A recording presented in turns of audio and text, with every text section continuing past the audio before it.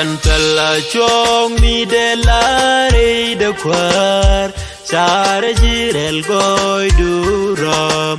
Antala chong mi de la re de kwar Pocha le jetem Eno bachang wi mon bekaje Entega me edundum Antala chong mi de la re de kwar Sare jirel goy duram Antala chong mi de la re de kwar Pocha le jetem Eno bachang wi mon bekaje Entega me edundum Uda jirel goy duram Baliang ni jikara Kena kocha tim kwal Keno kocha lewa Keno korel goy duram Wai selaje parwa Uda jirel goy duram Baliang ni jikara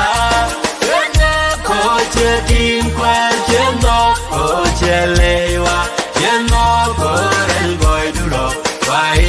selaje parwa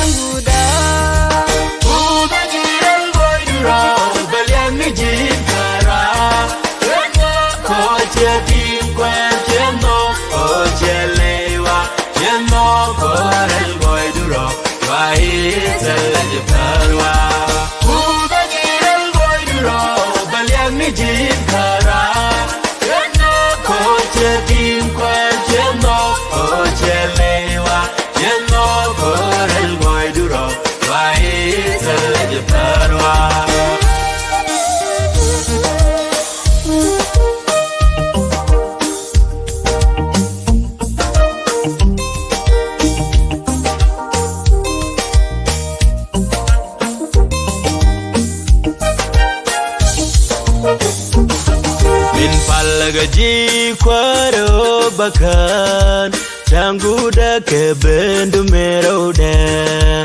An pala kude kare dwari Pocha wajan medako An baka jijao palwarka An baju gor man changkel Min pala gaji kwaro bakan Changuda ke bendu merauda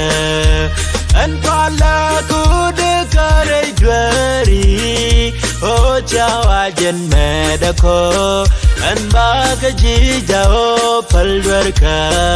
An baju gor man changkel Uda jirel goy duram Baliang ni jikara Kena kocha kim kwar Keno kocha lewa Keno korel goy duram Wai selaje parwa Uda jirel goy duram Baliang ni jikara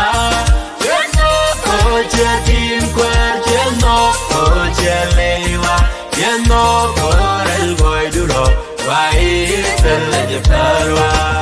Uda jirel goy duram Baliang ni jikara Kena kocha kim kwar Keno kocha lewa Keno korel goy duram Wai selaje parwa